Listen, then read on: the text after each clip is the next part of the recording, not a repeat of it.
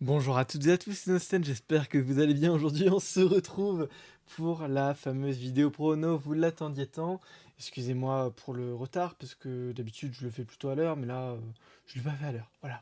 Et je vais tout de suite commencer cette vidéo en enlevant mon casque, parce que j'en ai pas besoin, hein. J'écoute pas de la musique.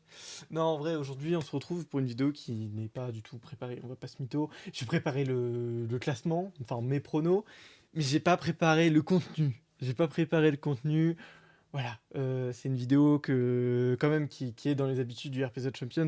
Aujourd'hui, voilà, je n'ai plus trop le temps de faire une vidéo bien préparée, bien montée, en faisant mes petites notes, tout ça, tout ça.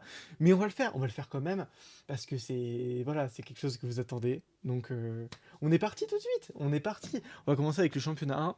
Et aujourd'hui, je vais mettre l'Olympique de Marseille dernier. Dernier finaliste des Super Subs, l'Olympique de Marseille, pour moi. Forcément, dû à des entraîneurs qui ont été inactifs, démarre sa saison à la troisième journée. Je pense que c'est un très mauvais début de saison pour l'Olympique de Marseille, forcément. Deux matchs de défaite. On ne sait pas vraiment ce qu'il vaut. Et j'ai tendance à croire que Archer va jamais trouver la solution. C'est ce que je vous disais dans ma vidéo de l'atelier, hein, pour l'Olympique de Marseille. Clairement, ils ont des individualités, je vois pas le collectif. Voilà. Je vois pas le collectif de l'Olympique de Marseille aujourd'hui. Malheureusement, ce sera une dernière place. J'espère que Archer se trouvera la solution quand même. Mais ça va être compliqué. Donc voilà, après, je le répète à chaque fois que je fais une vidéo prono, c'est très subjectif et surtout, euh, si je prono une équipe, ça veut pas dire que je l'aime pas. Voilà. Si je le prono mal, ça veut pas dire que je l'aime pas. Si je le prono très bien, ça veut pas dire que je l'aime beaucoup, beaucoup. C'est mes pronostics. Voilà. J'aime en vrai toutes les équipes. Je trouve qu'elles ont fait de très beaux mercatos. Mais Marseille, je pense que ça a été le pire. Ils ont acheté Pedro Neto, certes, mais ils ont vendu Sternal. Ça va leur faire très très mal. Donc voilà, l'Olympique de Marseille, pour moi, dernier du championnat 1. Allez, avant-dernier, je vois l'équipe de Lucarou, les Rangers de Glasgow. Ce n'est pas parce que mon équipe, c'est le Celtic, que je vais être subjectif avec les Rangers de Glasgow. Parce qu'en vrai, ils ont fait un très bon mercato. Il est très cohérent avec des recrues que j'aime beaucoup comme Thiago Thomas, comme Dominique Corr. Voilà, ça s'appuie aussi sur les hommes forts, hein, déjà des Rangers, comme Ryan Kent, par exemple. Euh, non, franchement, c'est un très bon mercato, en n'oubliant pas aussi Rajkovic. L'équipe des Rangers, si on aurait démarré à la saison 1, je peux vous dire qu'ils auraient été très bien en saison 3. Malheureusement, voilà, c'est la saison 3. Les grosses équipes commencent à se voir et les Rangers, nouvelle équipe qui débarque en saison 3, c'est toujours chaud pour les équipes qui démarrent en saison 3, mais on n'est pas à l'abri d'une surprise, ils ont bien battu Leeds, hein. Mais ouais, je les vois quand même perdre beaucoup de fois, même si ils sont capables de victoires singulières. Mais malheureusement, je ne les vois pas plus haut que cette 11e place. Allez, on va démarrer avec la 10e place. Démarrer. Non, on est déjà à 3 minutes de vidéo. Non, on va continuer avec l'Olympique Lyonnais. On va continuer surtout avec les nouveaux clubs lors de cette saison 3. L'Olympique Lyonnais fait un très bon début de saison. Ça, je vais pas vous cacher, ils ont fait un bon mercato avec du Mike Trésor, avec du Danny DeVite, avec du Ricky Pucci, avec du Lovren. Non, mais avec Matip, avec Lazzari aussi. C'est un super mercato, Olympique Lyonnais. Après, je les vois pas continuer sur ce qu'ils ont entrepris dans ce début de saison. Je les vois un peu maigrir en qualité, en jeu. Je les vois perdre des points bêtement et du coup régresser au fil de la saison pour atteindre cette 10e place qui serait synonyme de non-qualification au Super Sub. Ça ferait mal pour le coach. Mais Kira Jones a fait un très bon mercato. C'est dur, punaise. C'est tellement resserré en saison 3 que je sais pas à qui attribuer les places. L'Olympique Lyonnais, voilà, je vous ai dit, c'est une nouvelle équipe en saison 3. Souvent, ça ne fonctionne pas vraiment. Allez, l'équipe qui n'atteindra pas les super subs sera Monza. Monza, qui n'atteint pas les super subs, alors qu'ils étaient en playoff l'année dernière. Pourquoi je vois Ferrari Monza être, être 9ème du coup? Ça fait mal pour Karim, pour tout ce qu'il a entrepris durant cette saison 1, cette saison 2. Mais on sait Karim, il est moins actif. On le sait, voilà. Vraiment, je mets juste sur le compte de ça.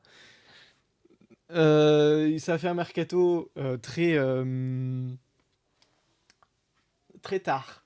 Très tard. Ça n'a pas pu tester ses transferts finalement. On a fait confiance euh, à des coups de poker. Est-ce que ces coups de poker vont payer? Pour moi, non. Voilà. Là, c'est mon Ferrari va quand même pouvoir performer grâce à ses joueurs de base, comme Caprari, comme Ferrari, comme Churia. Mais ça va être plus compliqué parce que les autres équipes ont fait un meilleur mercato, selon moi. Et voilà, c'est comme ça, c'est la vie. Et puis on va passer au huitième, celui qui va pouvoir participer au Super Sub. C'est le Stade de Reims, le Stade de Reims huitième, qui aurait pu être franchement plus haut. Moi, je les ai trouvés très bons au niveau du mercato. Certes, ils ont vendu Unal à Genk, mais ils ont recruté Hernandez. Non. Cucho Hernandez, c'est leur milieu offensif, c'est leur meilleur joueur, c'est leur star. Et pour moi, elle va continuer sur sa lancée, en fait. Cucho Hernandez, c'est un numéro 10 percutant qui distribue de très bons ballons en étant un très bon finisseur. Pour moi, c'est le joueur qu'il faut du côté du Stade de Reims. C'était une très bonne idée de le garder. Et du coup, je parlais de Santiago Jiménez, bien sûr, qui a été acheté pour remplacer Unal, qui est un numéro 9 qui a tellement bien fonctionné en saison 1, qui a déçu en saison 2. Et je pense qu'avec les retours des matchs à 4 minutes, va pouvoir reperformer. En tout cas, ça va être très intéressant de les suivre. C'est un Abka revigoré de sa Coupe du Monde qu'il a gagné. Ça va être passionnant à suivre. Cette équipe de Reims est l'une des équipes que j'attends le plus lors de cette saison. J'ai très hâte de voir comment ça va se passer. Allez, septième, on continue avec le Sporting Portugal d'Alexito qui va se qualifier en Super Sub selon moi, qui a une équipe franchement très cohérente. Une nouvelle équipe de ce championnat 1, mais avec un entraîneur expérimenté, avec de très bons cadres, hein, comme Ricardo Horta, que je trouve très très fort en ce début de saison, meilleur passeur de l'équipe, qui distribue de très bons ballons et en même temps un très bon leadership. Je pense aussi à Jovan Cabral, qui c'est un joueur que je n'attendais pas du tout dans cette équipe du Sporting Portugal. J'apprends à le connaître au fur et à mesure du temps. C'est un joueur très rapide, très percutant et qui est finalement un atout vraiment clair de ce Sporting Portugal, contrairement à Pedro Gonçalves qui fait un mauvais début de saison et comme Marcus Edwards aussi qui est pas terrible. Mais j'ai confiance en Alexito dans le fait de trouver des ressources pour aller grappiller des points très importants et clairement, le Sporting Portugal, ce sera pas une équipe à sous-estimer, hein, surtout avec le vengeur de Gyökeres. Lui là, qui a flop à Leeds saison 1, va nous faire une très grosse saison. Voilà, je le dis. Victor Gyökeres, attention. Attention à lui. Allez, cinquième, non, sixième, pardon. Sixième, c'est Bologne que je mets sixième, évidemment. L'équipe j'allais dire Andrea Janov, non, d'Eugenia Rutelli Silva. L'équipe qui a gagné du coup la Kale en saison 1, qui a fait une saison 2 mitigée. Mitigée au niveau des résultats, pourtant au niveau du jeu ça a été très bénéfique. Je trouve que Bologne s'est largement amélioré et je pense qu'ils vont continuer sur cette lancée. Ils ont trouvé une stabilité qu'ils étaient rares elle était rare en saison 1, hein, la stabilité. En saison 2, justement, ils ont réussi à la trouver.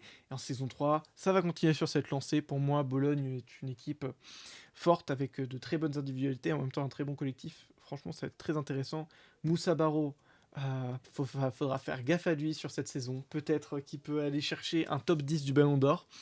En tout cas, voilà, ça va être très passionnant à suivre cette équipe de Bologne.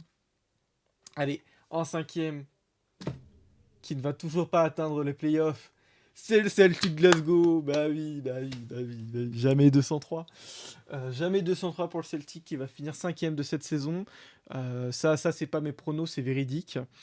Euh, malgré le mauvais début de saison, malgré le fait que j'ai toujours pas marqué de but.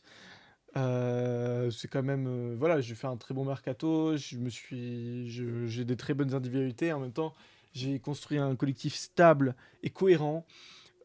J'estime que je peux atteindre au moins cette cinquième place. Je vais pas atteindre les playoffs parce que ma malchance me connaît, mais les super subs, ça va être sympa. Bah, allez, pour les playoffs, du coup, la quatrième place, à la marche du podium, je mets le PSV.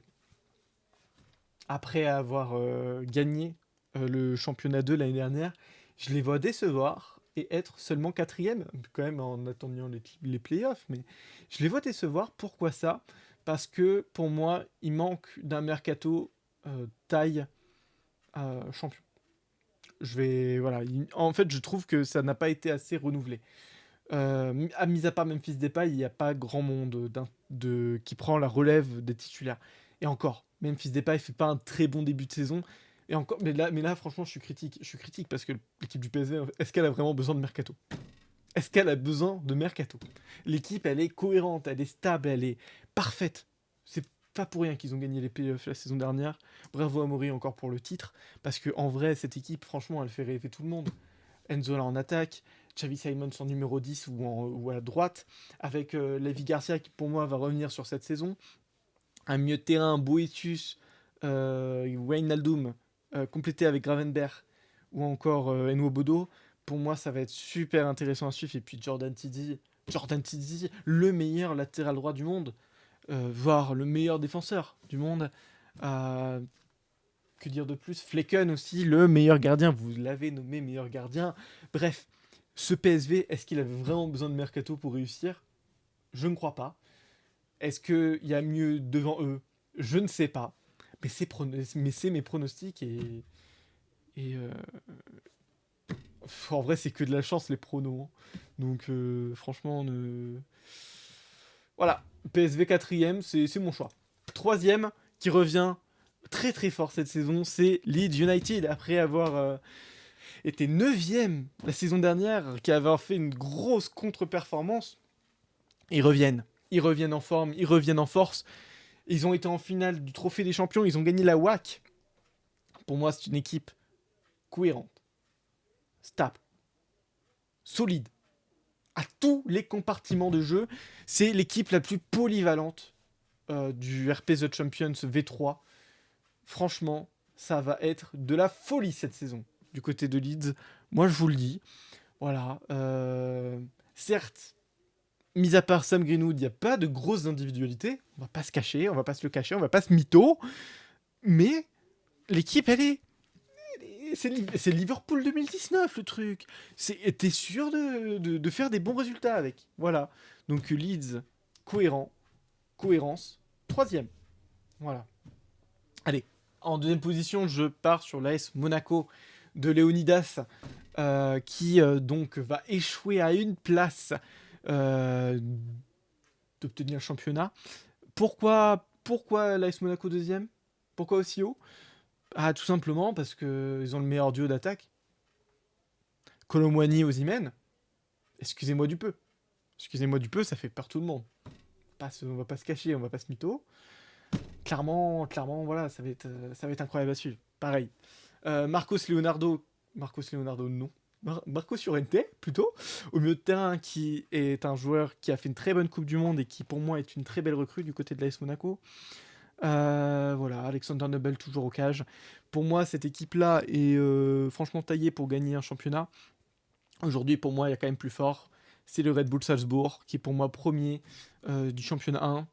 On connaît l'attaque de Salzbourg. Adamou, Osimhen, voilà. Okafor et Michy Batshuayi. J'ai dit que l'AS Monaco était la meilleure attaque. s'il n'y avait pas Salzbourg. S'il n'y avait pas Salzbourg. Non, non, en vrai, cette équipe de Salzbourg, faudra en parler. Hein. Adamou, Batshuayi, Livaya, Isaac et Adrian Gurbic. Je crois que juste citer ces joueurs, je crois que ça suffit.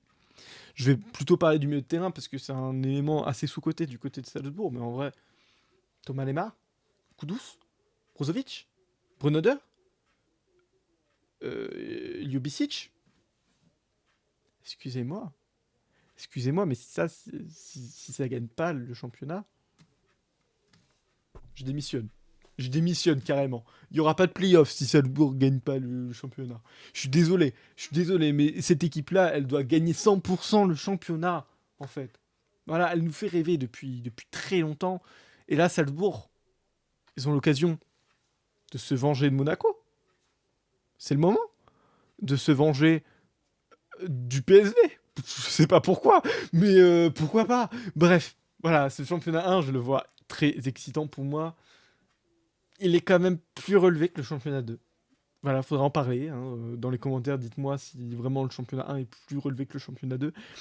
En tout cas, ça va être très passionnant tous les dimanches. Vous savez que là, franchement, je suis trop hype de commenter tous les dimanches, de voir les résultats, de voir comment se débrouillent les équipes du RP. Voilà, ça fait rêver, c'est le RP The Champions, forcément. Les rêves deviennent réalité. Championnat 2. On enchaîne, on va vraiment pas perdre plus de temps. Championnat 2. Pour moi, le dernier. Le dernier du championnat. Ça va étonner personne si je dis Angers. Voilà, ils jouent dans les mêmes couleurs qu'Amiens. C'est tout, c'est tout. Enfin, Si, ils ont Adama Bojang. Et après. Non, en vrai, ils ont fait avec les moyens. Tristan Leroy a fait un bon mercato avec ses moyens. Malheureusement, ce ne sera pas assez, selon moi. Voilà, en fait, c'est juste l'équipe la plus faible. Malheureusement, la place du plus faible, normalement, c'est ces derniers. Et puis voilà, quoi. C'est, c'est comme tu places Luton Town en première ligue, forcément, ça, c'est dernier. Évidemment. Bref, excusez-moi. Re. Alors, du coup, avant-dernier du championnat, fallait faire des choix. Euh, Et il y a un gars qui va me. Il y a un gars qui va me haïr pour toute sa vie, vu la position que je le mets. C'est pas contre lui, voilà, j'aime beaucoup, mais c'est comme ça, hein, c'est la vie. Genk avant-dernier. Alors, franchement, c'est mon pressentiment. Ça veut pas dire que tu vas finir avant-dernier, Polo. Enfin, voilà, je t'aime beaucoup. Enfin, ça veut rien dire. Franchement, ah, tu me connais, quoi. Je suis mauvais à prono. Hein. Donc, faut pas m'en vouloir. Non, en vrai, pourquoi je mets Genk avant-dernier? La raison est simple. Je vais utiliser la même raison que ce que j'ai dit en saison 2. Ils sont trop de joueurs. Voilà. Non, je sais pas, je le sens, c'est inné, c'est inné, voilà. Peut-être qu'on va me traiter de tocard, ce sera mérité, peut-être après la fin de saison. Avant-dernier. Allez, Saint-Pauli, 10ème. Parce que, à un moment, voilà. Saint-Pauli qui a atteint les super subs, c'est pas possible. C'est pas possible pour moi, Saint-Pauli, c'est 10ème. Voilà. Non, en vrai, Fumiko a fait un très bon mercato, honnêtement. Un mercato très cohérent. Que dire de plus voilà, ça donne envie, hein, cette équipe de Saint-Pauli, malheureusement, comme Angers, ça, c'est faible de base. Malheureusement, c'est comme ça. C'est comme ça. C'est comme ça pour Saint-Pauli. Raimondo fait rêver. Fleming fait rêver. Euh, Promel aussi me donne très envie de regarder. Bachiroto aussi. Bref, c'est une belle équipe de Saint-Pauli, malheureusement. Je les vois en deçà. Voilà. Écoute, du côté de Genk, ils ont fait un bon mercato aussi. Hein. Je dis pas. Avec notamment Trossard, Mouktar et Unal à la fin du mercato. Ça va être intéressant aussi à suivre. Voilà. Voilà. Et du coup, celui qui va ne pas se qualifier en Super Sub pour moi, c'est l'Ajax Amsterdam. Dépouillé. Dépouillé l'Ajax de Lucas, puisqu'ils n'étaient pas présents saison 2. Du coup, les entraîneurs en ont profité pour voler les joueurs de l'Ajax. Timber, Fred, Kudus, Luca. Je dois en manquer. Mais oui. Clairement, l'Ajax s'est fait dépouiller. Lucas a dû tout reconstruire. Et ça, franchement, chapeau à lui. Je te fais un gros cœur, Lucas, parce que c'était pas évident. Merci d'ailleurs d'avoir pris l'Ajax, puisque le coach avait quitté. Merci, Lucas, c'était notre sauveur. Malheureusement, voilà, je les trouve en dessous des 8 équipes au-dessus. Même si Taïs Magno, franchement, me donne envie de le suivre. Donc pour moi, c'est pas terminé pour l'Ajax. Ils peuvent aller chercher les super subs. Peut-être pas les playoffs, je pense pas. Mais au moins aller chercher les super subs. De toute façon, toutes les équipes à part Angers peuvent chercher les super subs, on va pas se mytho. Voilà. Donc l'Ajax, ça va être intéressant à suivre. Dans un 4-3-2-1 méthode nano avec Monaco. Ça va être sympa. Ça va être sympa à suivre, ça va être une belle équipe, ça va bien jouer. Et le 8ème, dans la continuité de sa saison dernière, le Celta Vigo. 8ème. Pourquoi je ne les mets pas plus haut? Tout simplement parce que, mis à part Onuachu, je trouve pas le mercato flamboyant. Si je dois être tout à fait honnête, pour moi, ça doit être le deuxième pire. Du coup, derrière Marseille. Tout confondu, je parle. Certes, il y a eu Onuachu, très très bon joueur Onuachu. En-Nesyri, j'attends encore de voir. Je reste sur mes positions pour l'instant. Et ensuite, voilà. Pour moi, ils se sont pas franchement renforcés, que ce soit dans le secteur défensif ou même au milieu de terrain. Donc, je les vois pas plus progresser que ce qu'ils ont fait la saison dernière. Je les vois continuer et stagner. C'est pour ça que je les vois 8ème. Voilà, Guac, je t'espère plus parce que quand même, tu as un élément très important du RP. Tu as été nommé dans les meilleurs salons, donc évidemment que je veux te voir plus haut. Malheureusement, voilà, c'est mes pronostics, ça veut pas dire que j'ai raison. Allez, on va enchaîner sur mon 7ème. Et le 7ème, je pense que vous pressentez aussi, autant que moi. Je vois une mauvaise saison de Burnley. Pourquoi je vois une mauvaise saison de Burnley? Tout simplement parce que ça a trop vendu et malheureusement, les cadres qui ont été achetés par Burnley, c'est-à-dire Diogo Jota, Dybala, et c'est tout. Non, je pense qu'il m'en manque un autre, mais je l'ai plus. Attendez, laissez-moi réfléchir. Kanté, N'Golo Kanté. Ça fait que 3 recrues, Burnley. Ouais. Ça fait que 3 recrues. Avec Jordan Bayer en défense, qui est pour moi une recrue beaucoup plus cohérente que les trois premières. Ça voulait se faire plaisir du côté de Younes, je le comprends très bien. Malheureusement, je pense pas que ce soit compétitif. Donc voilà, forcément, c'est des gros cadres. Ça va gagner forcément des points contre les petits. Ça, c'est clair. Ça va toujours jouer. Ça va être très relou à suivre pour les petites équipes, même pour les équipes d'en haut. Burnley va être l'Atlético Madrid de cette saison. Mais voilà, je les vois pas non plus performer autant que ce qu'ils faisaient les dernières saisons. En plus, s'il y a des grosses suspensions, là ça va faire mal parce qu'ils ont surtout une équipe titulaire. Ils sont pas beaucoup de remplaçants. Donc ouais, Burnley 7ème. Vous le voyez autant que moi, je pense. Donc c'est pas une surprise. Allez, 6ème. 6ème, je vois l'OGC Nice de Aubert de Chartres. 6ème pour l'OGC Nice, pour moi ça me paraît être bien noté. En vrai, si je devais le refaire, parce que là, faut savoir que j'avoue, je vous l'ai pas dit. Là, les pronos que j'ai fait, c'était après la J1. Voilà. C'était pas J2, c'était J1. Donc, du coup, j'ai pris juste les résultats des matchs amicaux. En vrai. J'ai pas non plus regardé les résultats de la J1. Donc là, c'est vraiment. Voilà. C'est mes pressentiments. C'est rien de plus que ça. Et du coup, le GC Nice, en vrai, si je devais refaire le classement aujourd'hui, je le mettrais plus bas. Ah, j'avancerais gang du coup. Du coup, le GC Nice 6ème.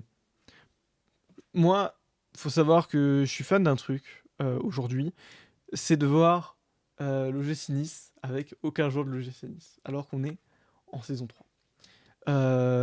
Pourquoi j'aime voir ça? C'est parce qu'en fait, il y a eu beaucoup de transferts, euh, de transferts HRP de la part de vous, bande de la communauté, qui ont beaucoup vendu à Nice.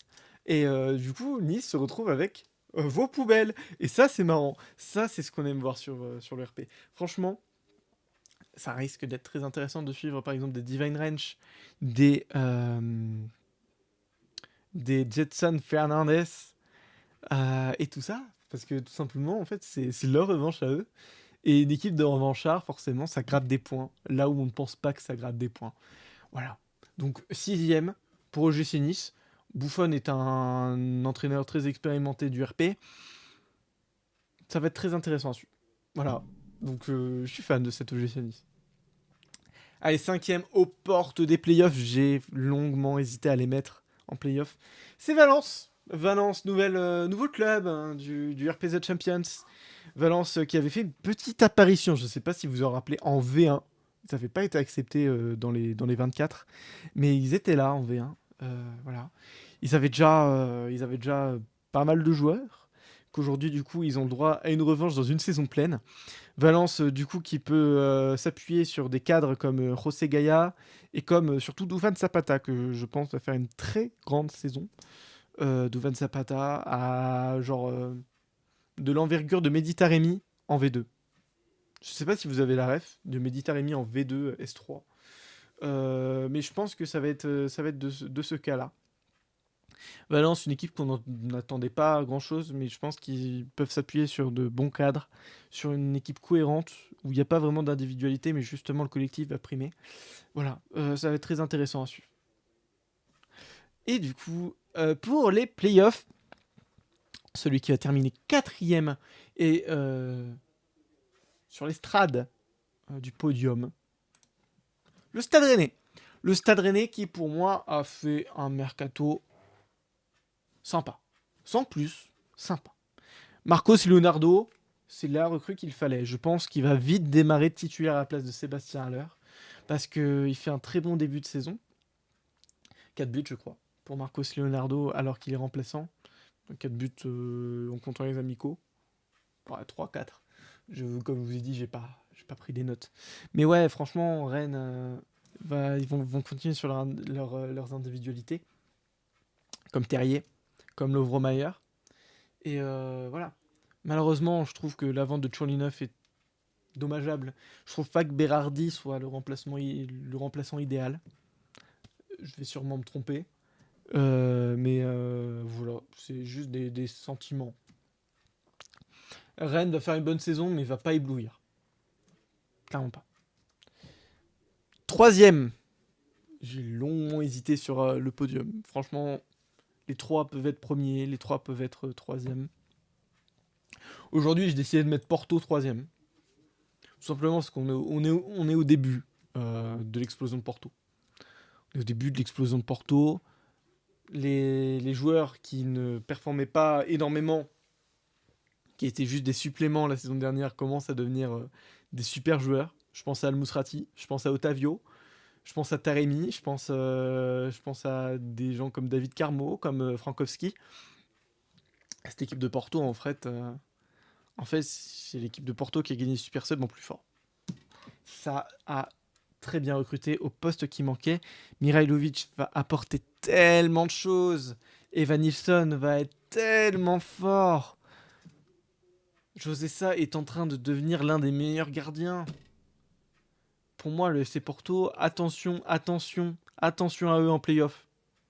Ils peuvent remporter les playoffs et faire le doublé Super Sub playoff. Attention à eux. Il va falloir très bien les surveiller. Ça va être légendaire. Cette saison va être légendaire de toute manière. C'est la dernière saison du RPZ Champions.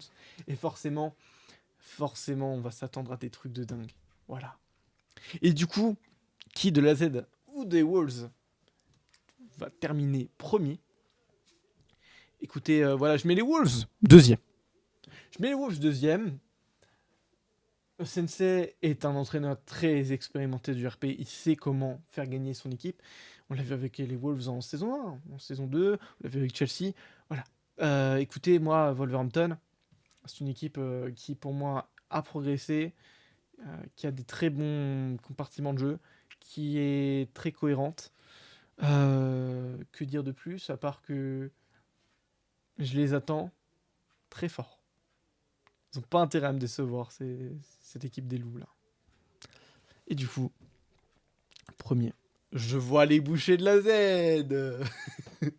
Les bouchers de la Z d'Alkmaar, que je vois premier du championnat 2. L'équipe d'Arthur, pour moi, s'est largement améliorée grâce à la venue de Sasa Kalajic, qui va faire un très très bon duo avec Evangelis Pavlidis. Attention, attention à ce duo, hein. Moi je vous le dis, je vous préviens tout de suite, hein. Voilà, on fera les comptes fin de saison 3. Mais clairement, j'aurais pas dû vendre Kalajic à la Z, hein. Ouh là là là là, ça va faire mal. Donc voilà, voilà. Voici mes pronos de cette année. J'espère qu'ils vous ont plu. J'espère que vous êtes pas trop déçus de mes pronos non plus. Vraiment, c'est pas du tout contre vous, hein. C'est vraiment, c'est du hasard. Limite, c'est du hasard. Donc voilà. J'espère que ça vous a plu. Je vais juste faire une petite aparté sur des pronos que les gens de la communauté ont voulu faire. Je vais pas mettre pause. Ce sera dans de réunion. Je sais pas si vous verrez ce que je vous montre. Voilà, ok. J'ai juste les pronos de Lucas et de Lulu et de Amaury. Donc je vais vous les donner. Les voici. Voilà, donc Lulu voit Salzbourg pareil, premier comme moi. Il voit le même top 3 que moi. Ah non, non, non, non, il voit pas l'AS Monaco top 3. Il voit l'AS Monaco décevoir et être top 5. Ok, donc voilà, il voit le Celtic conjurer son sort. Pourquoi pas. Donc voilà, il voit l'Olympique de Marseille dernier, tout comme moi. Et le Sporting décevoir. Championnat 2, il voit aussi la Z. Il voit le même top 4, enfin dans les ordres inversés. Il voit le Celta meilleur que moi. Et il voit Genk pareil décevoir et ne pas être en super sub. Il voit Kalajic meilleur buteur, Okafor meilleur passeur et meilleur gardien Carlos Coronel. Et du coup vainqueur des playoffs pour lui ce sera le FC Porto et vainqueur des super subs ce sera le Valence. Voilà, donc ça va être très intéressant du côté de Lulu. En tout cas, on s'est mouillé. On s'est mouillé pour les pronos, ça va être clean. Ça va être clean. Et du côté de Lucas, on a essayé de faire des choses cohérentes aussi. On a vu le PSV premier, deuxième Monaco et Salzbourg troisième. On voit un Noël qui surperforme, quatrième. Celtic qui est logé à sa cinquième place.